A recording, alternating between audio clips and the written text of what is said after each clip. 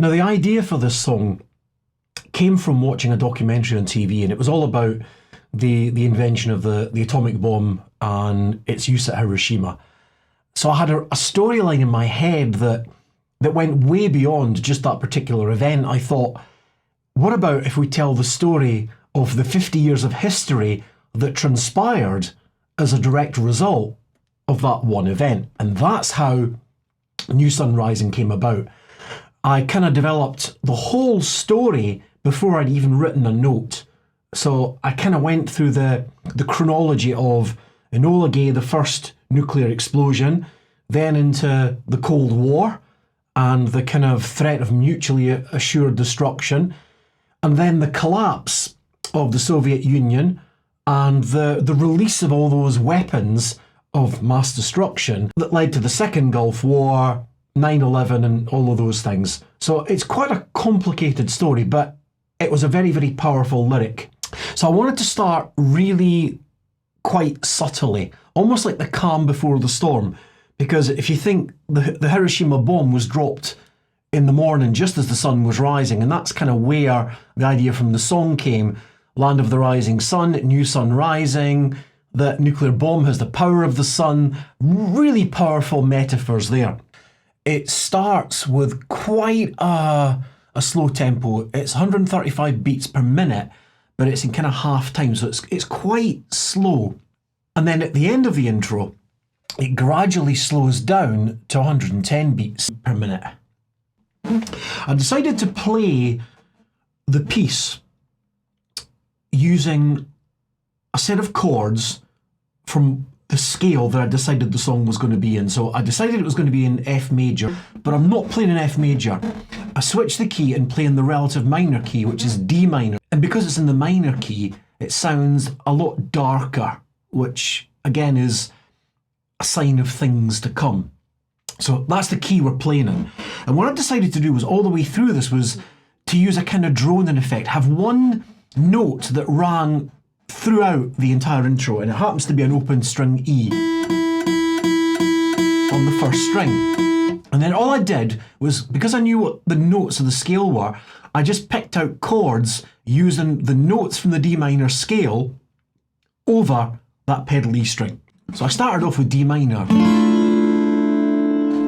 But because we've got that E note ringing out, it just sounds a lot more haunting and mysterious. Now, the way I play each of these chords is I play 2 downstrokes on the 4th and the 3rd strings, followed by 2 upstrokes on the 1st and the 2nd string. So it sounds like this.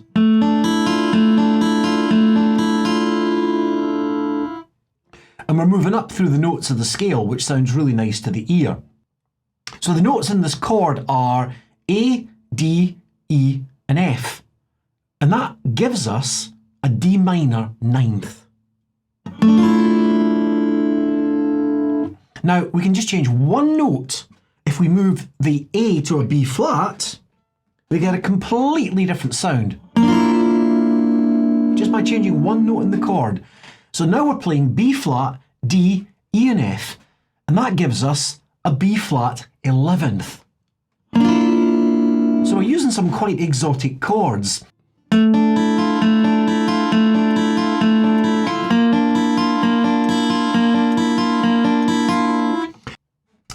Now, the next chord that we move to it's an E diminished chord.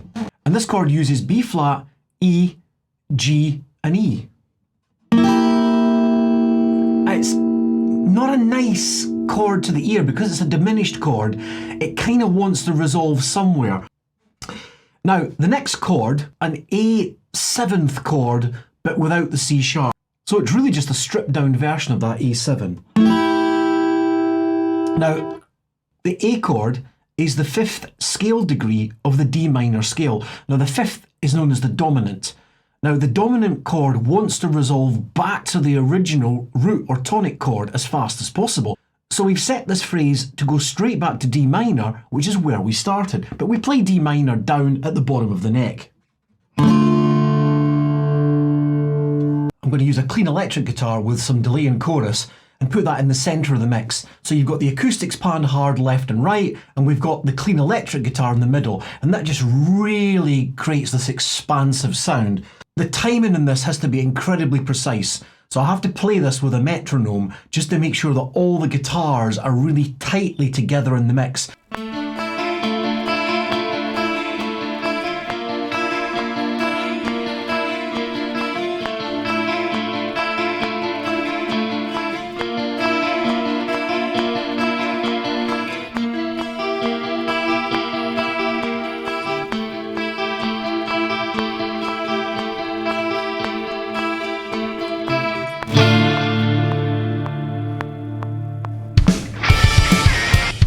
So now let's add the bass on top of all of that.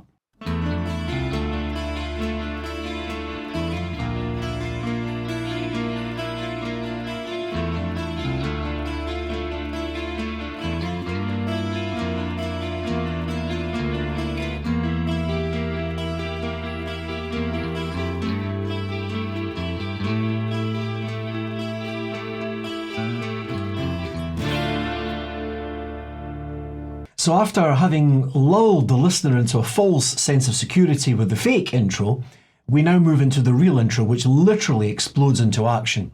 When I had the story for this song in my mind, I realised that I couldn't just use one of the stock drum tracks, because I wanted to do things like tempo changes, I wanted to do time signature changes to really make this more of a progressive rock track and really just get some interest into the rhythm of the music. So I had to sequence my own drums. Now at the time, I just bought an Akai Z8 sampler, and one of the stock samples that came with it was a fabulous drum kit. That enabled me to basically load the drum samples into the sampler, connect it to the computer, and then use the computer to trigger those drum samples when I wanted them, and then record it back into the computer. So you could use a keyboard. So I've effectively got an entire drum kit laid out in front of me, and then what I would do is just play around with the rhythms on the keyboard until I found something I liked, and then record it. And then once you've got the drums recorded, you can go a little bit further. You can actually do what's called step sequencing and make sure that each of the notes sit on each of the beats. So this is the drum track, and it's at 143 beats per minute, so we've already increased the tempo to get this song driving.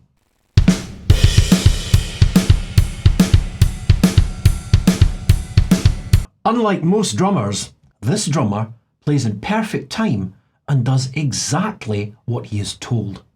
Now the bass part is effectively playing the root notes for all of the chords that are used in the song. The root notes for the opening sequence of the intro is D, down to B flat, down to F, back up to C. Now that just repeats. So the second phrase is D, B flat. We just add the gallop to make them run along.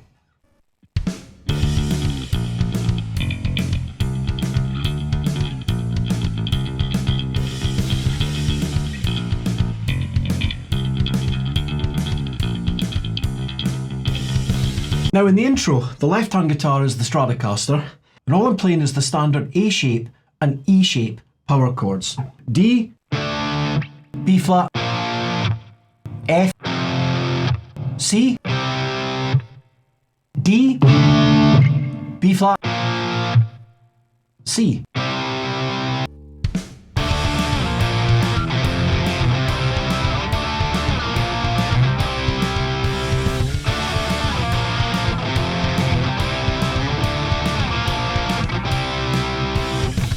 So the second guitar is my McCarthy, and this guitar is tuned down half a step. It's tuned down to E flat, which seems insane when the other guitar is tuned to just your normal E tuning. But because I'm doing key changes in this song, this actually helps having the two guitars in different tunings. Now this guitar is playing the same types of chords, but rather than playing the standard D-shaped bar chord, I'm playing the D over A, which I've used in previous songs, to get that slightly darker sound. And the fact the guitar is tuned down half a step means the strings are slightly looser, and it gives a kind of 7-string type feel, a bit darker, looser. So the chords I'm playing here are exactly the same chords, but with that extra bass note.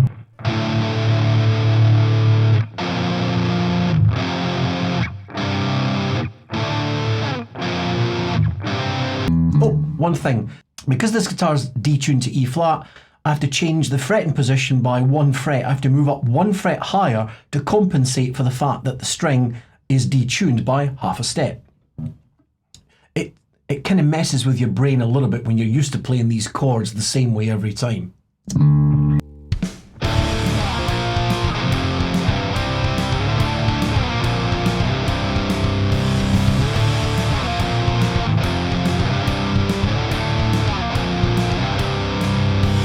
Now, there's also a lead guitar part that we'll add to the mix. And really all I'm doing is playing dyad chords. So if you think about it, the McCartney's playing the bottom of the chord, Stratocaster's playing the middle part of the chord, the lead guitar is playing the top end of the chord, but in a more melodic fashion.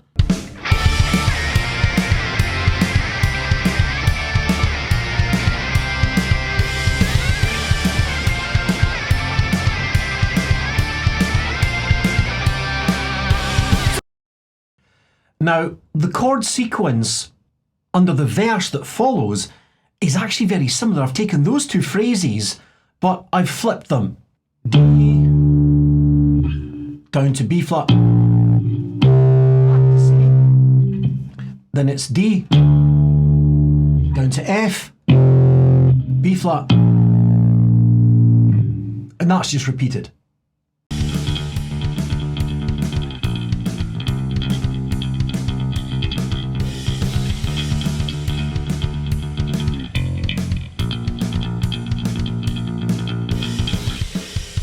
The first phrase of the verse is D minor 7th, B flat to C. The second phrase is D minor 7th, F, B flat.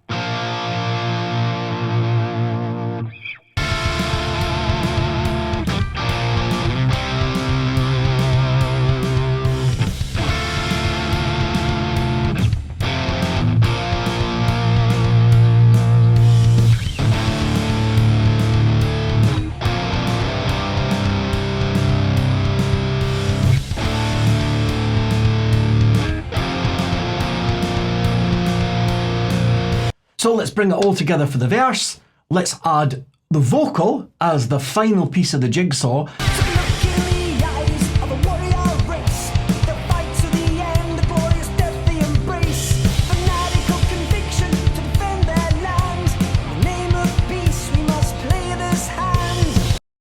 Okay, so after the initial verse, we have a bridge section.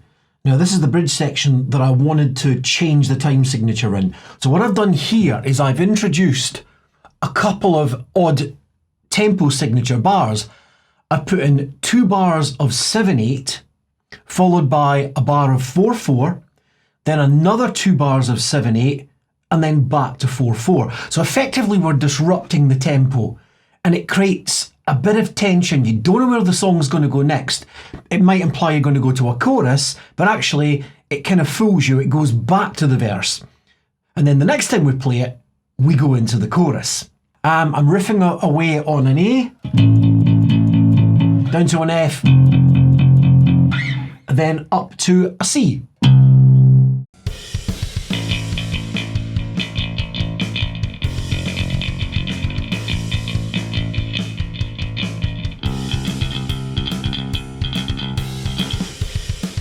The right-hand guitar is chugging over the exact same chords, but because this guitar is detuned half a step, to play the A, I have to go up a tone, and in this case, because we're in F minor, or the parallel minor, I'm using B flat,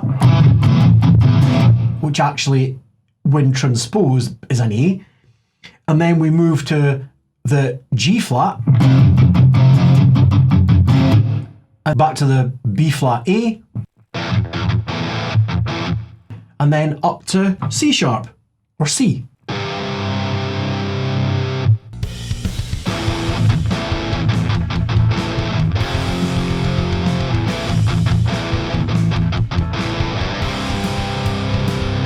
The McCarthy is playing the bottom end of the chord. Again, the Stratocaster's playing the top end of the chords.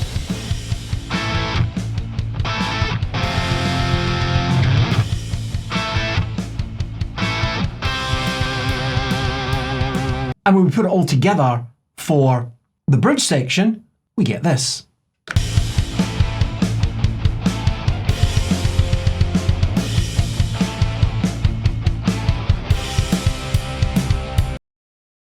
Now, this song has quite a clever key change in it.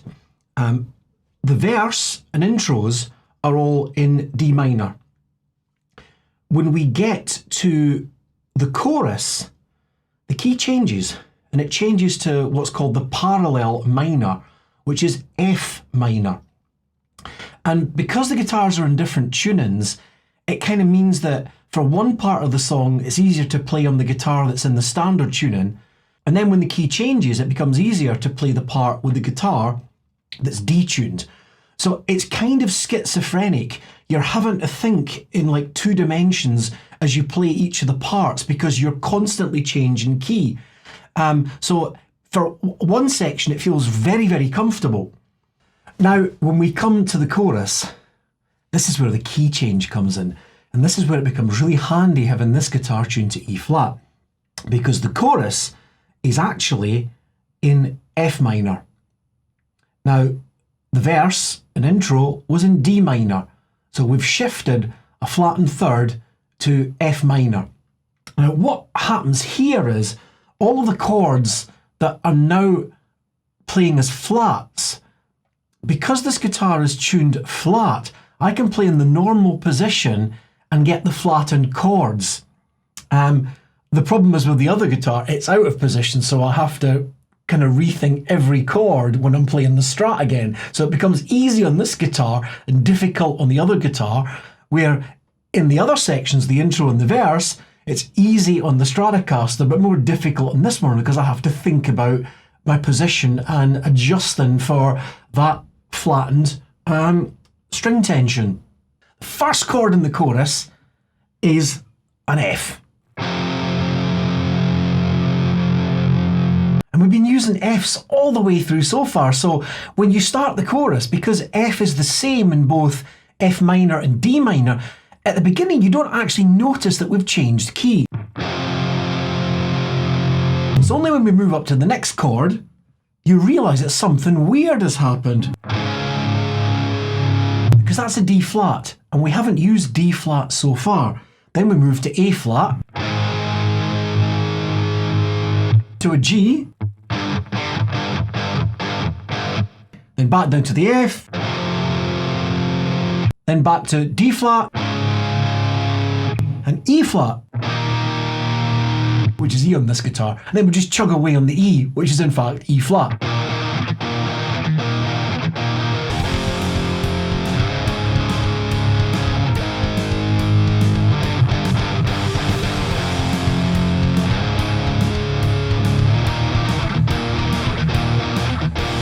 Now the bass is just hitting the bass notes of these chords, so I'm not going to bother playing the bass for this part. So let's now jump to the other guitar, which is incredibly tricky to play.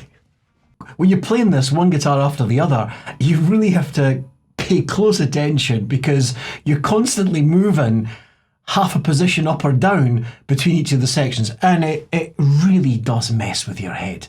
We start with the F, move up to the D flat, then down to the A flat, G, F, D flat, E flat.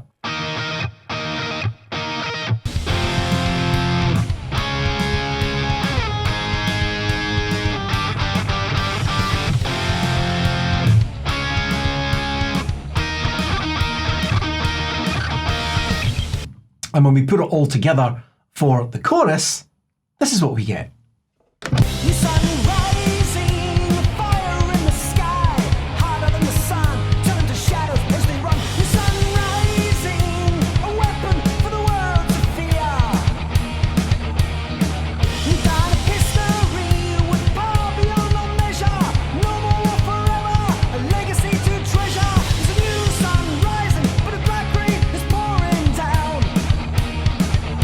The second verse and chorus tell the story of the Cold War.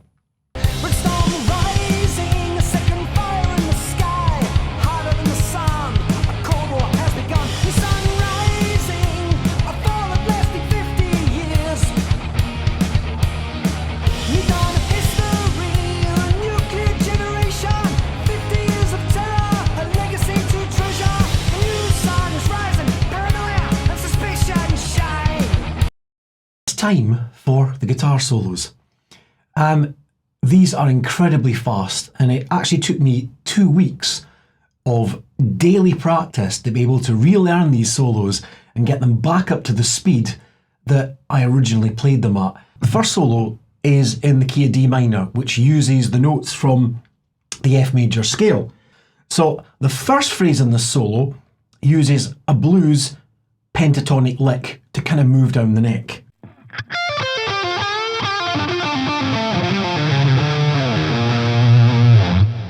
The next phrase is further down the neck, and it's kind of more of a, just kind of building a bit of tension.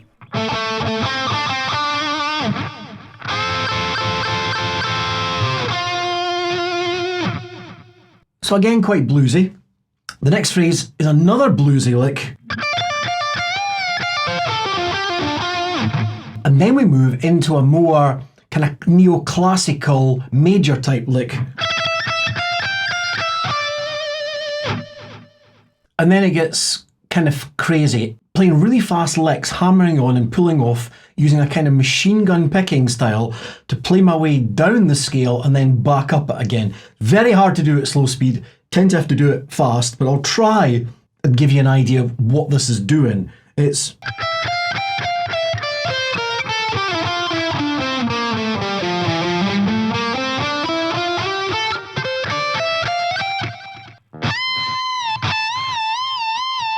Because the guitar is detuned, that bend is really easy to do because there's less tension in the string.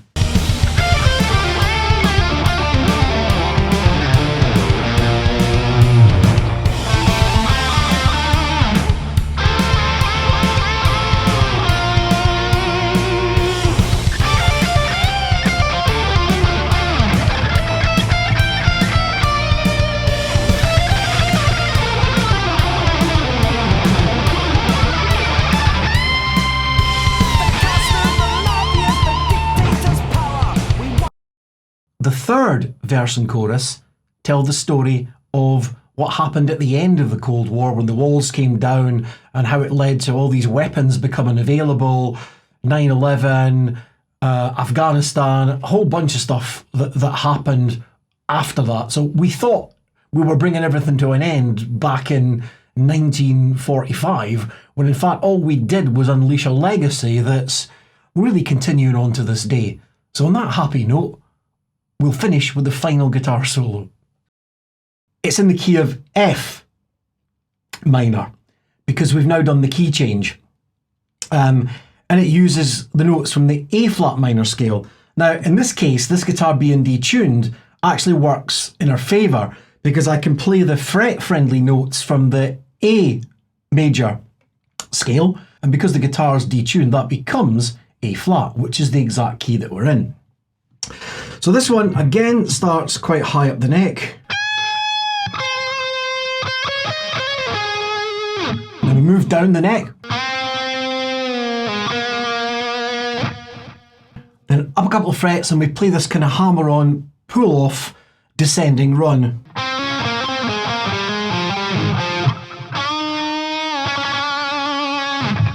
Then a trill ascending run.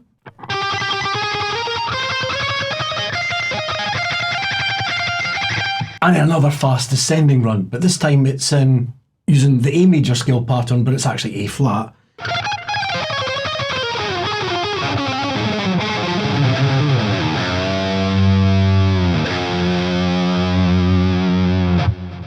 Then there's a kind of chordal riff to put some tension back in. And then we finish with a chordal sequence. Let's see if I can play it in one go.